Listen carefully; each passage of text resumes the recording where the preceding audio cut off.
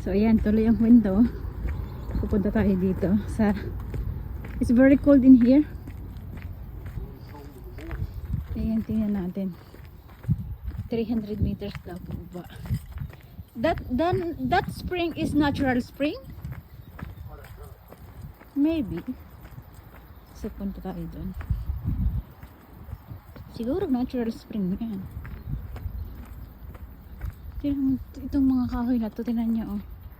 Sobrang lalaki. Parang ano siya, 100 years. Yung ano nga nila, hotel nila nga eh, ano siya, 150, almost 150 years old. Gano'n siya katanda. Parang renovate lang nila. Pero ang ganda. Sa loob is para siyang ano, antique.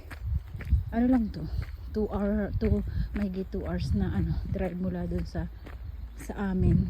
Malayo-layo rin. Pero hindi ko pa to talaga naririnig. So nung nag-google lang kami, nakita namin itong ano, napakatahimik. Kakaiba siya sa alam mo yun, sa city na maingay, maraming sasakyan. Dito wala, tingnan nyo naman, para kang nasa paraiso. Oh, naririnig ko na yung agos ng tubig. So doon tayo pupunta, tingnan natin. Sa pagpupunta ka pala dito pag gabi, kailangan mong may torch kasi mababalakid tayo dyan, hindi natin makikita, madilim. May mga ilaw naman siya, kaso lang ayan ang, pero mas maganda sigurong magano dito. For sure that spring is hot water, hot spring nga eh. Yeah, big ano.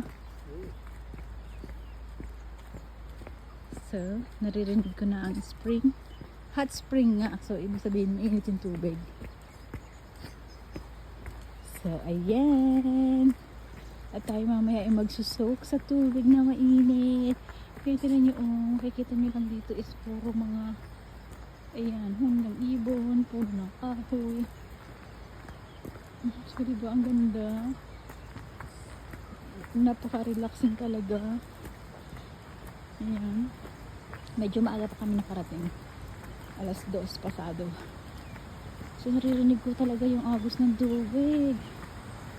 Eh, natural talaga siya kasi tingnan nyo naman, ang lakas ng agos.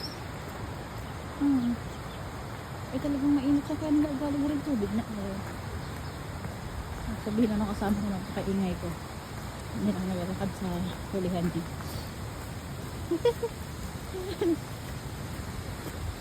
Are you sure this one is hot spring? That's what it say, ano?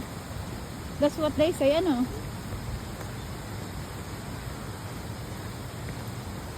Ah, yeah.